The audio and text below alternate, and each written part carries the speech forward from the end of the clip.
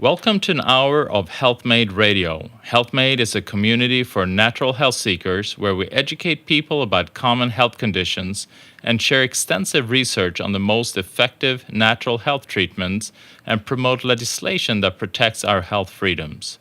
A core concept belief is in the innate intelligence and healing power of the body, and if properly supported spiritually, emotionally, and nutritionally, it can find its way back to health. HealthMade Radio will bring information from integrative health experts throughout the world. Check us out at healthmade.co. Health is what you make it. I'm Dr. Michael Karlfeldt, and I will be your host. Today's guest is Dr. Stephen Iacoboni, an oncologist who's seen many patients through their battle with cancer in his 3-decade career. Stephen Iacoboni served his fellowship at the prestigious MD Anderson Cancer Center in Houston, Texas, receiving the Outstanding Researcher Award and presenting his findings at the American Society of Clinical Oncology. Dr. Iacoboni also co-founded St. Mary's Regional Cancer Center in Walla Walla, Washington, where he lived and practiced for 16 years, leaving to become medical director of the Kootenai Cancer Center in Coeur'd Alene, Idaho. In 2010, he returned to Washington to co-direct the Kennewick General Hospital Hematology-Oncology program. Dr. Stephen Iacoboni is the author of The Undying Soul. This inspirational book invites a reader to journey with the author as he realizes that no matter how vast his scientific knowledge is, it isn't everything, and it isn't enough. It cannot replace the power of true faith, of recognition of the undying soul. Share Stephen Iacoboni's journey from a man who defined life within the confines of his scientific knowledge to a person for whom the existence of soul became as obvious as any fact in a scientific journal. Dr. Iacoboni, it's such a pleasure and honor to have you on the show today. I am fascinated by the book that you wrote, The Undying Soul. Tell me what prompted you to write that book? Well, Michael, it's a real pleasure to be with you today. Thank you so much for having me join you this afternoon, this evening. People outside of the scientific community don't really realize what's taking place around them in the universities and in the halls of science. Something very insidious, very, very harmful. And to just be plain about it, it's the denial of the spirit in humans, in humanity.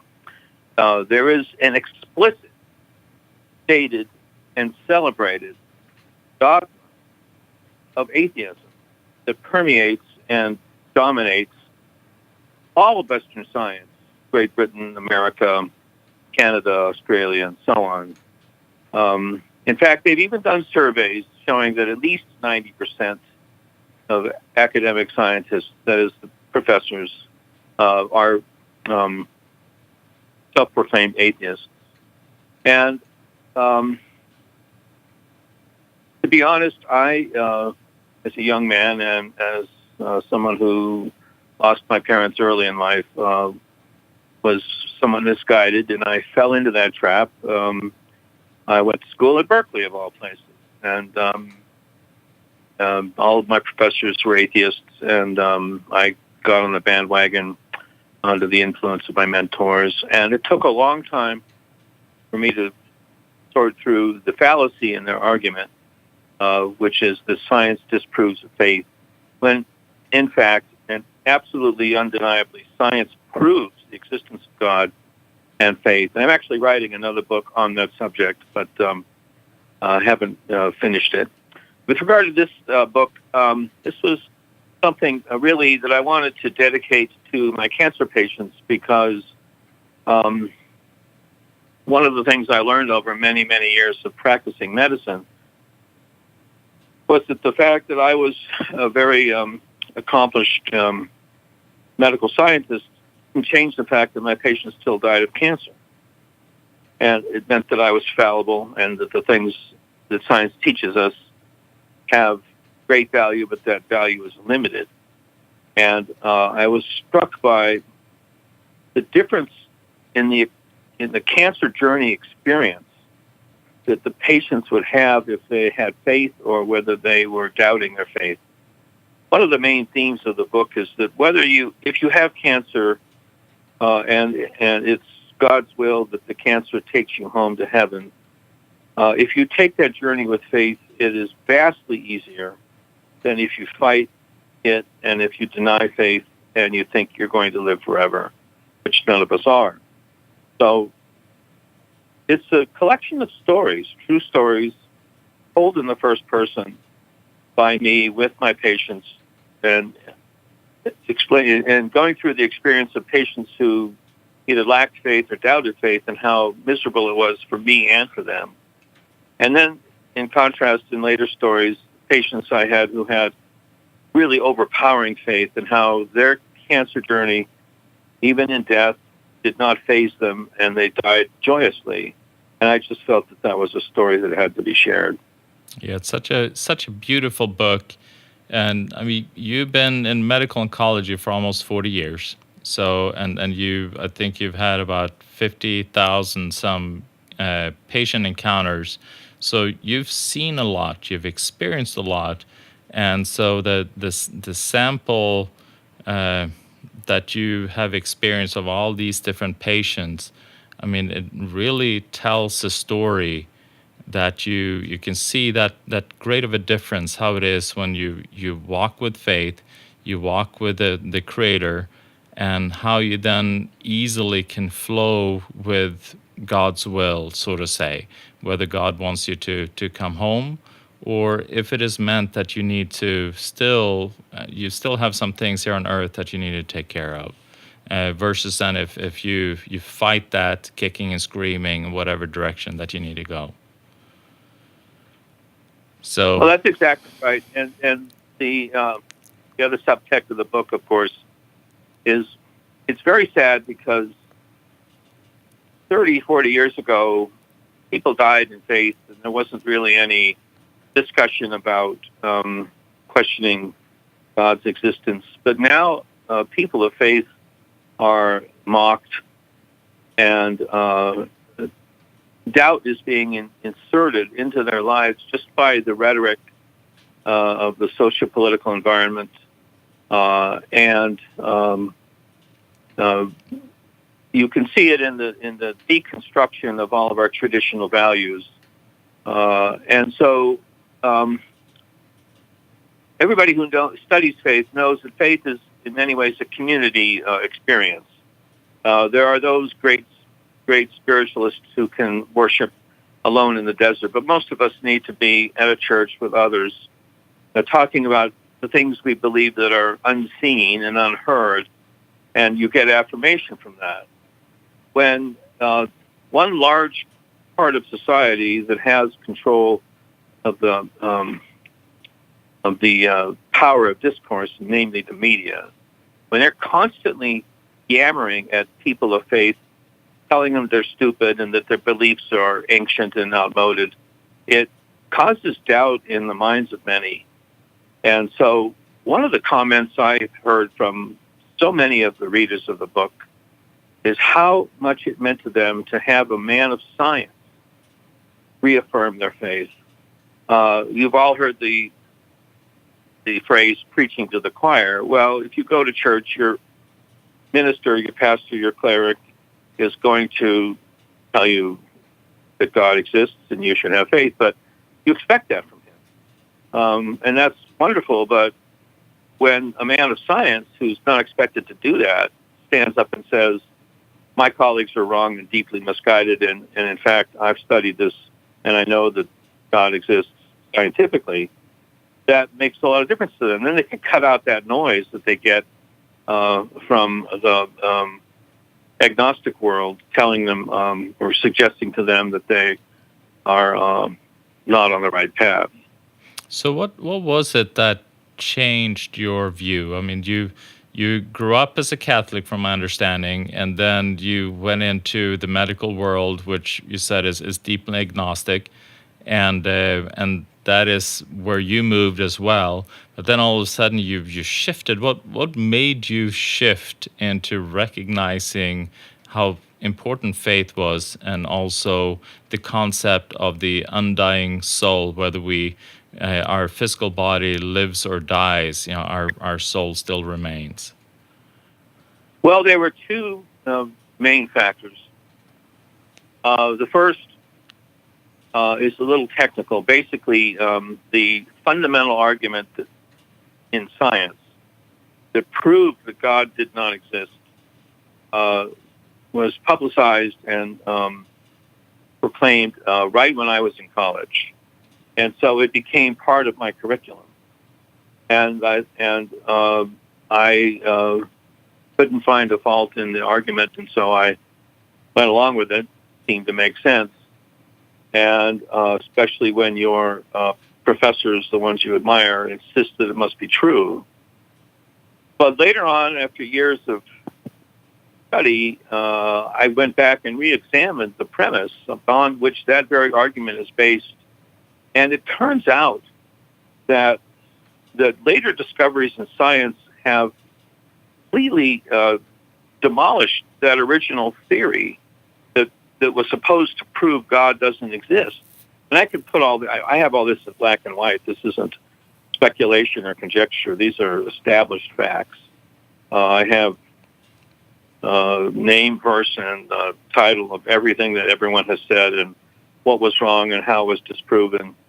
And I said to myself, well, this is terrible. This is an error in science of enormous magnitude, and yet everyone in the science community covered it up.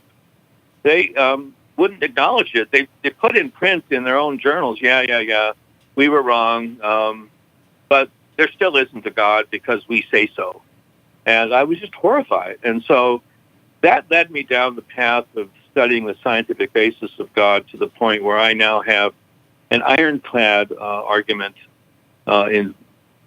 in favor of the existence of God. Now, obviously, you can't precipitate God in a test tube or scientifically demonstrate him on a hologram.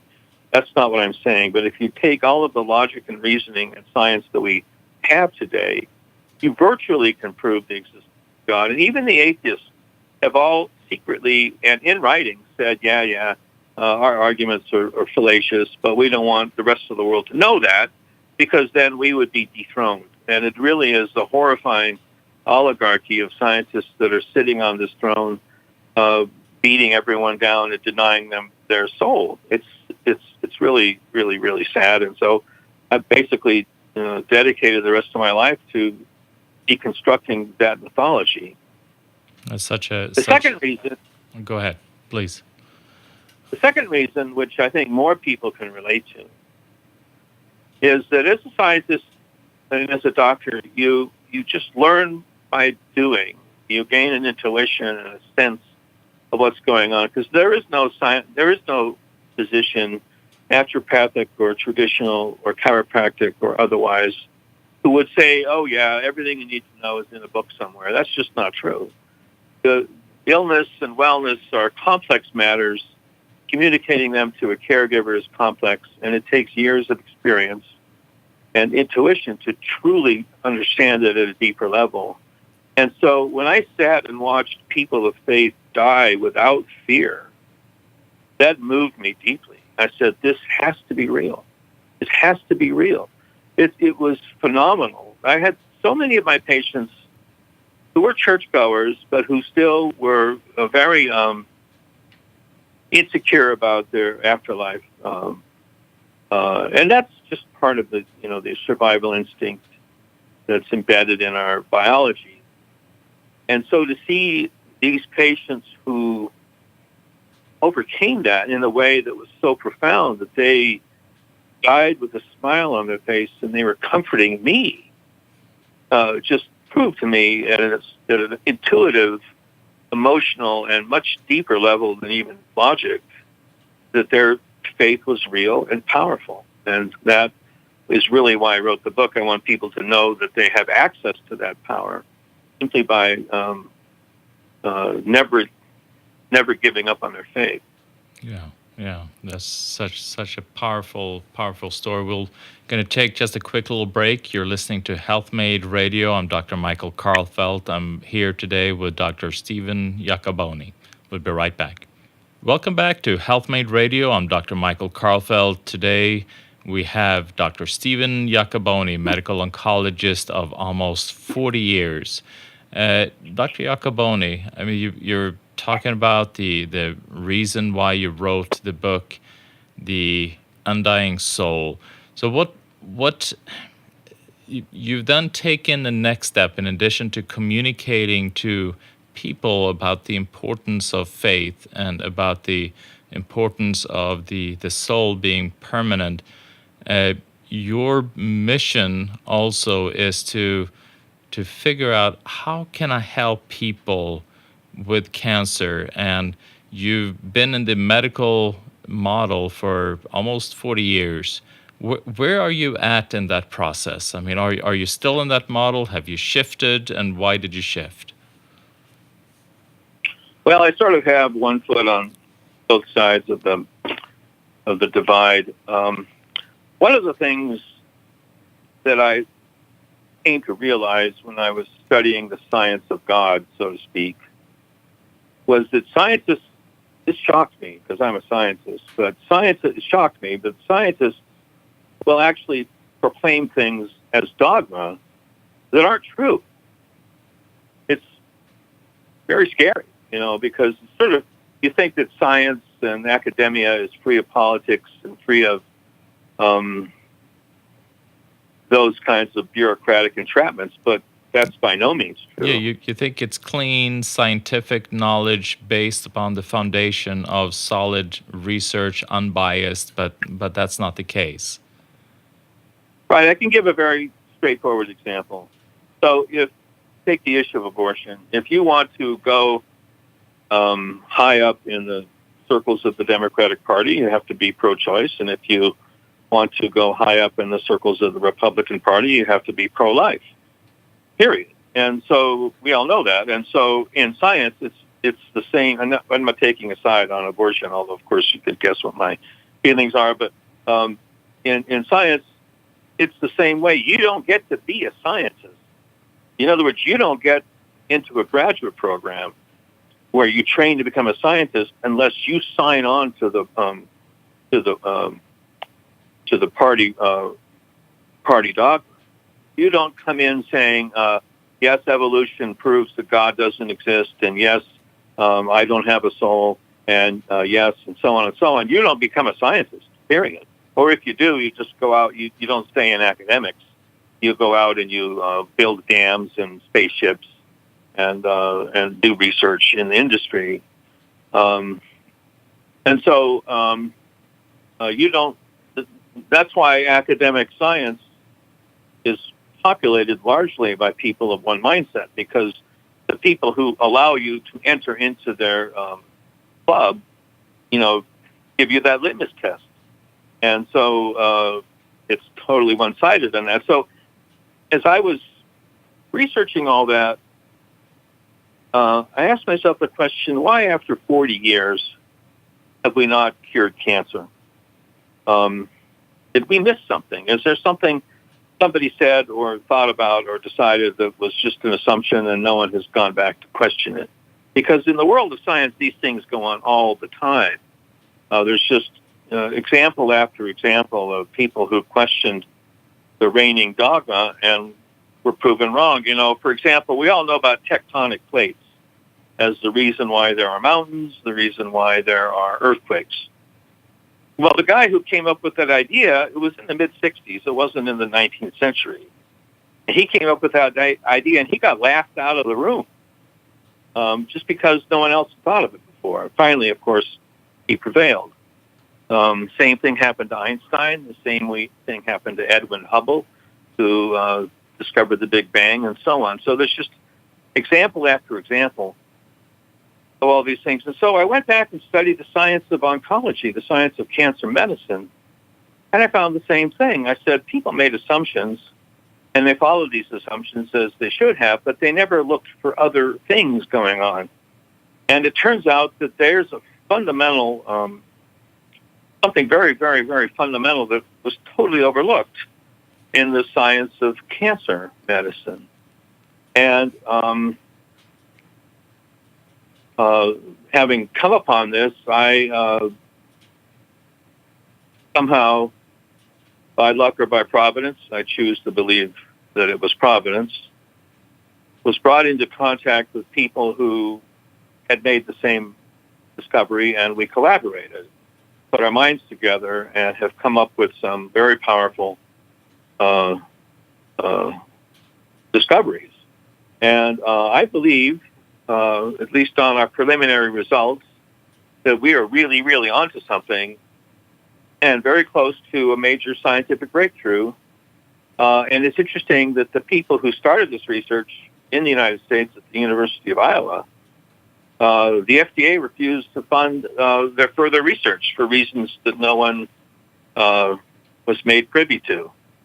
And so that research stalled, and so there are those of us who have done it more or less on our own through our clinics in the form of natural substances and supplements, which are non-toxic and inexpensive and enhance the effect of conventional therapy.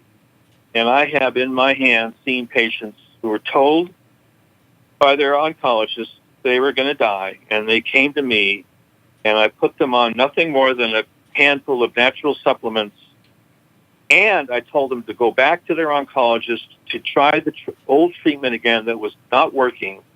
And when they took the chemotherapy with the supplements, the cancer went away. And so it was sort of like seeing Bigfoot. It was a major, major finding, and I'm working very hard to consolidate that data. You and I are doing that work, as you know, at the Karlfeldt Center right there in Meridian. So in essence, it's not like you say yes to chemo or no to chemo. It's not like you're saying you should not do traditional medical care versus natural care. It is in finding then the key that unlocks the power of the chemo, making it much more effective. Right. So, for example, if a patient comes to me with stage 4 ovarian cancer or stage 4 breast cancer, the chances are 90% that with conventional chemotherapy in the hands of a skilled oncologist, you will achieve a remission. That remission may last 6 months or 18 months, but then the cancer comes back. And so then you have to go through the whole process again, and the next remission lasts 3 to 6 months instead of longer. And so on until you reach diminishing returns, and the cancer ultimately stops responding. In other words, conventional chemotherapy can get you so far, but it can't get you over the goal line. You're stacked up on the 1-yard line, and you lose the football game, just like the Seattle Seahawks in the Super Bowl of 2016. We still lament that day. Passing on the 1-yard line. But it was a great game, anyway, it was a great game. Yeah, and you can't, as a sports fan, you just got to love it. But the point is, something's missing. Something is not there to get us over the goal line. And then when you study the physiology of cancer, my team and I, we have found the thing that's missing. And it's relatively easy to correct with these supplements that, we're using there at the Karlfeldt Center. I told you just last week that one of our patients who goes to Stanford, who was failing his therapy, and we put him on these supplements, he went back to Stanford for his 3-month follow-up. They couldn't believe how much the cancer had responded. And then that's just one of many, a couple dozen examples that I've accumulated over just a short period of time, about a year. So it's not an illusion, and it's not a one-off. It's happening in Boise. It's happening in Seattle. It's happening in Scottsdale. It's happening in San Francisco. Patients that I'm working on in these various locations. So we think we have found the key, and we're very, very excited about it. I'm not going to make any claims other than what I've said, which are that I have seen remarkable successes, but it's not enough to write a paper. You need 30 to 50 patients and really hard data. We're up to about 20 patients right now. But I'm hoping and praying that it will happen, and it can be a huge breakthrough. Yeah, it's so exciting. We'll take a quick break, and we're here with Dr. Iacoboni. We'll be back in just a moment. Welcome back to HealthMade Radio. I'm Dr. Michael Karlfeldt. I'm here with Dr. Stephen Iacoboni, a medical oncologist for almost 40 years with about 50,000 patient encounters. So if you would listen to somebody, he would be somebody that would know.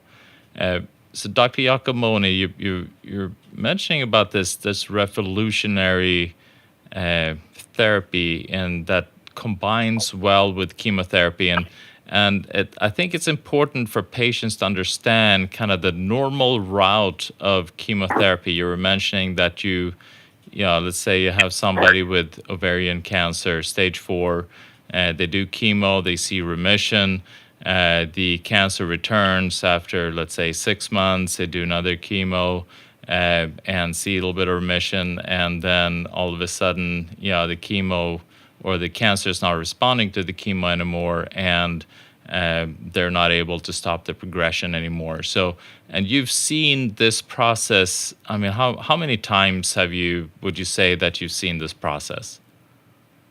Numbers up to 14. Yeah. So like I said, it's not 100 patients. It's not enough to make a scientific claim. I like to use the Bigfoot analogy because if you were in the woods and you saw Bigfoot one time, you'd be impressed, and you would want to see it again. Yeah, absolutely. If you went out into the woods and you saw a flash of fur in a thicket, you would say, "Well, it's a bear or a moose or something." And so the fact is, there's something in science that's paradigm shifting has to be very well documented. There are a lot of people out there making outrageous claims. I have no interest in that. All I'm interested in is making a real difference and making a discovery and helping people live better lives. And I'm not going to claim anything other than what I've said. I've seen it happen, period. And I have documentation.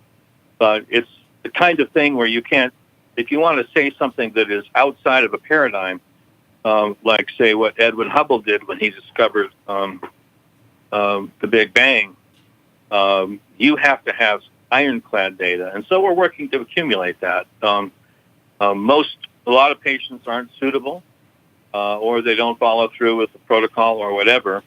That's okay. It's like anything in research, it has to be done slowly and carefully and appropriately.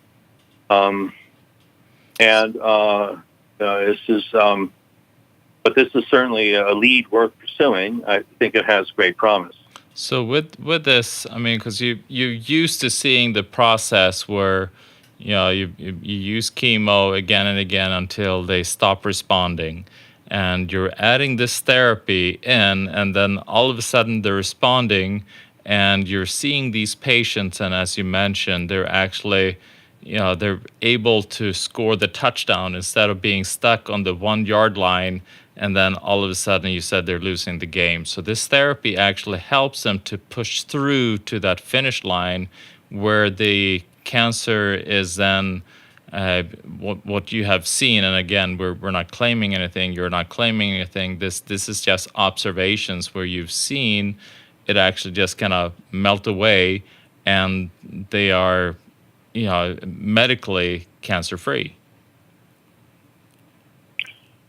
I had a patient come to me about a year ago who was from Florida and who was in a horrible situation. She had a rare cancer that was, I hate to say this, but it was eating up her face. Her face wasn't disfigured, but the nerves in her face were lit up, and she was in total agony. And she had been through conventional chemotherapy for 6 months with no response. And so I put her on this protocol we call the hyperoxidative protocol. And then she went back to Florida and she said, I want one more round of chemo. Just do it. And the oncologist said, well, okay, what can it hurt? And her cancer went away. And I have an email from her which basically says, thank you for giving me back my life. And that's a pretty dramatic, pretty much a black and white situation of failing chemo and then adding nothing more than these hyperoxidative compounds, which are inexpensive and non-toxic, taken by mouth, doing that and taking the same chemo that wasn't working and having a huge breakthrough. That's just a black and white experience. It's like taking a photograph of Bigfoot. Now, if you take a photograph of Bigfoot, people are going to say it was photoshopped and this and that, and you need footprints and you need hair. You might even be nice if you had one in a cage. So we're working towards that. But once you see Bigfoot, you're not going to stop looking for him until you get incontrovertible evidence. And I think this evidence is going to be with us within a matter of time, within 12 months or longer. It's hard to say exactly, but I have preliminary evidence which is extremely meaningful, and we will build on that. And it's not like it's a threat to the medical community in any shape or form, or that we are, or that you're in any way saying that the chemotherapeutic drugs are ineffective or they should not be used. It's just that you are adding to that to make it much more effective. To actually, because the chemo drugs in themselves are oxidative. They work on killing the cancer cells and they're an oxidative therapy. But by adding these components, these supplements, you're actually making it hyperoxidative. It's actually adds to it to make the kill even that much more effective. Am I correct with that? Yeah. One of the sociopolitically nice things about the situation I find myself in is that I don't think I'm going to upset anybody. Which is nice. Words, I tell people these natural compounds don't work on their own because we actually studied 150 patients without chemo and got no good results. And then when we added chemo, that's when we got the results.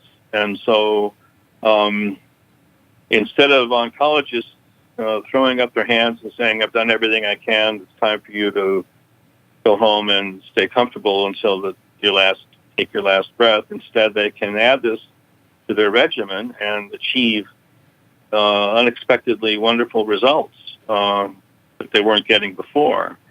And, of course, it begs the question, if it works in the end stage, why not do it early on? And, of course, everything in research is a stepwise process.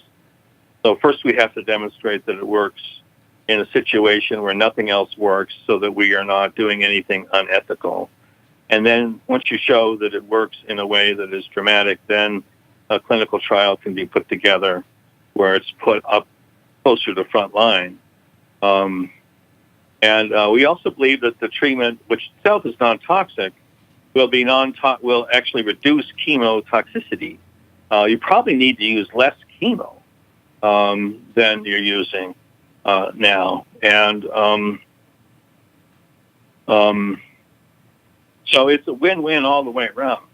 And I would assume by using then less chemo that you reduce, like you said, the toxic impact, and also you will reduce the likelihood that the cancer cells become chemo resistant. Isn't that the truth? Yeah, that's exactly the way it works. Within any cancer, there's a population of cells that are sensitive and a population that are resistant. And when you give the chemo, you kill the sensitive cells and the resistant ones grow back. And then you're facing an entrenched army that you can't dislodge. And so you just continue to make the matters worse by pounding on the same door with your hammer, and the door's made of steel, and you're not busting through. Potentially, we could see actual cure rates as opposed to remission rates. I mean, that's the ultimate goal. It's always been the ultimate goal. One of the things that frustrates me about cancer medicine is that all of the treatment is just designed to prolong things and not get over the 1 yard line. So all of these new immunotherapies that you see that are advertised that cost literally $150,000 a year, they don't cure you. They put you in remission for a year or two, and then they just sort of until it wears off. Same scenario. And so we need to do better than that. We need to cure cancer. It's been since the War of Cancer was declared by Richard Nixon in 1972. It's been 46 years. That's a half a decade. And we are a little better off than we were then, but people are still dying. And that's just not what I expected when I went into oncology back then. And I want to see if I can change that before my time is up. Yeah, I think that's such an important goal, and I know that is that's pretty much a reason you're doing what you're doing, because I know you're not needing to do anything. You know, you've done this for 40 years, and if you just want to kind of move on to into the sunset and do whatever you want, you can do that. But this is your passion. We're just going to take a quick break. We'll be right back. You're listening to HealthMade Radio. Welcome back to HealthMade Radio. I'm Dr. Michael Karlfeldt. I'm here with medical oncologist Stephen Iacoboni. Dr. Iacoboni, I'm curious, this discovery that you made, the hyperoxidative therapy to enhance the effect of chemo and also at the same time protect the body from some of the negative impact of chemo. How well do you think it is being received and will be received by the medical community? Well, that's an excellent question. I would caution the listeners, if you go in tomorrow to talk to your doctor, your medical oncologist, or any MD about hyperoxidation, they won't know what you're talking about. I didn't know about it until 2 years ago, and I'm a person who knows all sorts of esoteric stuff, digging out things. So it's not yet out there in the paradigm of conventional medicine. It has been just totally overlooked, and it's a bit curious as to why that is. But like I said, the paradigm for treating cancer was created on the basis of a handful of observations way back in the 60s and the 70s. And they've just continued to go on down that path. It would be a lot like if you were hiking in the woods and you came to a fork in the path, and you went down one path and you ran into some nice lakes and some nice beaches and some nice woods. You would say, oh, this is all there is. But if you take the other path, you might have found some hot springs and some rivers full of jumping trout that you were totally unaware of because you never went down that path. Life is incredibly diverse and far more complicated than we know, and full of surprises. And if you close your mind to possibilities, you're just going to miss things. So to answer your question, this is people talk about shifting paradigms when they're just talking about fairly small changes, but this really is essentially a paradigm shifter, a shift in the fundamental paradigm. And when that happens, there has to be really, really, really good data to support it. Otherwise, you'll just be lumped into the batch of people who have all these places claiming to cure cancer without any data. So I'm collecting data, and I'm not going to, like I say, I'm not going to say anything other than the things I have observed, and if someone wants to check with me, I can document what I've observed, but I'm not making a general statement other than say I've seen things. Let's just say, like I said, I was in the woods, I took a picture of Bigfoot. You can argue about the picture, and you want more pictures, and you want to see him sitting in a cave with his family. Well, we'll get to that, I hope. And no, I don't have that right now, and I'm not saying that I do. But I have been doing what I've been doing long enough to know that I'm not being misled, that I'm not seeing things that aren't there. If you are a baseball manager and you manage 10,000 or 100,000 games, you know something about right-handers and left-handers and curveballs and who to put in for a pinch hitter. You have an intuition about things.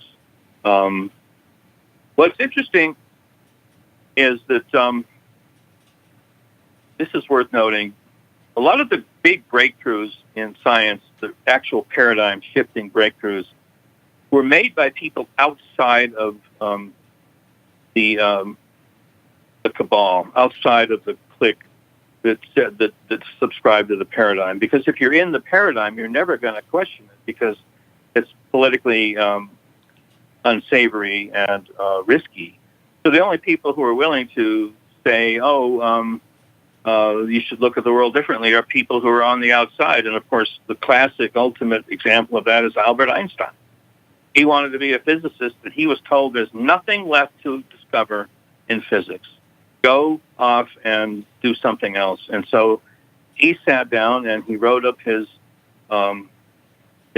theories that no one else had thought of about space-time and relativity and the speed of light, E equals mc squared, and he revolutionized that fundamental science from the outside.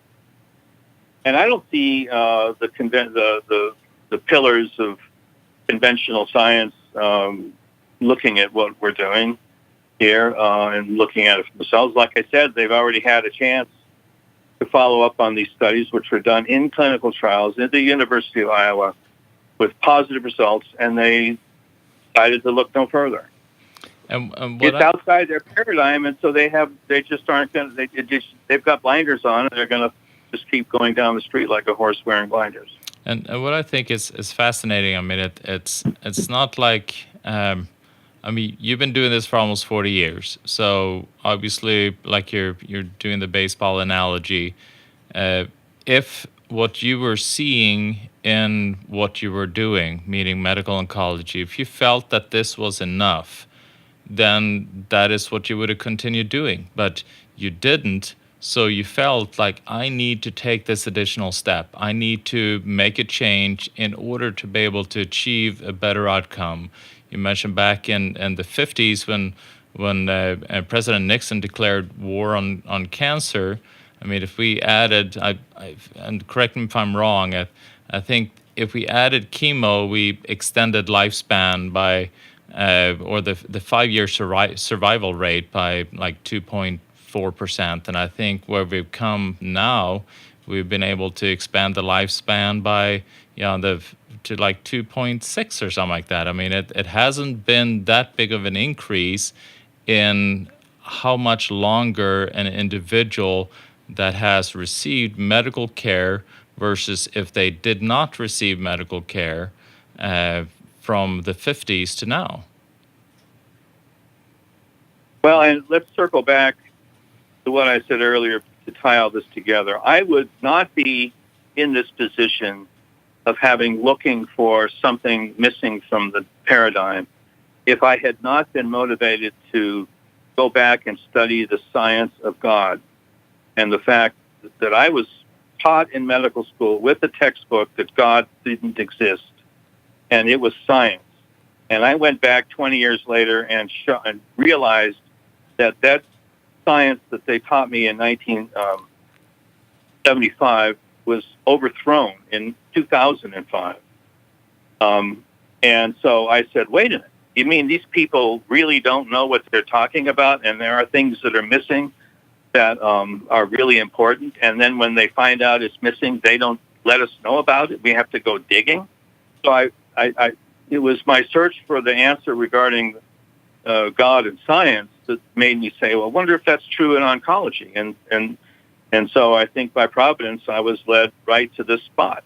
And you're not going to have someone who's working in a university sit around and say, I wonder what's wrong with everybody around me, what we're doing. No, you're not. You're just going to grind out the protocols because that's how you get paid. You have to write a grant, and the grant has to be in conform to the usual standards and procedures. And you just, it's inch by inch they make progress, but you can't cross the United States taking steps that are an inch long. You're never going to get there. And that's what I think people have a hard time understanding, that a lot of the treatments, a lot of the research, and a lot of it is funded by money. So it has to be a financial interest as to why these treatments are being promoted and also this research is being promoted. And obviously, if it's something that's not making money, and sad to say, sometimes a so-called cure will not make money because you make more money managing something rather than making sure that the person gets rid of the condition. And that's the same with cancer. It might be that you make more money managing it for a few years, even though people are dying, than it would be then to help them move through it and get it done. Well, I hate to say it, but what you said is essentially true. So, for example, to do a clinical trial that results in results that are publishable in a peer-reviewed journal, it costs millions of dollars to do that. Who funds that? Pharmaceutical companies fund that, and that's just a fact. Now, are they going to, as business people, are they going to invest tens of millions of dollars in research that's going to cause them to lose market share? You have to wonder about that. Yeah, exactly. Well, thank you so much, Dr. Iacoboni. We're out of time. It's all for today. I am Dr. Michael Karlfeldt with HealthMade Radio. Remember to connect with us at healthmade.co. Health is what you make it.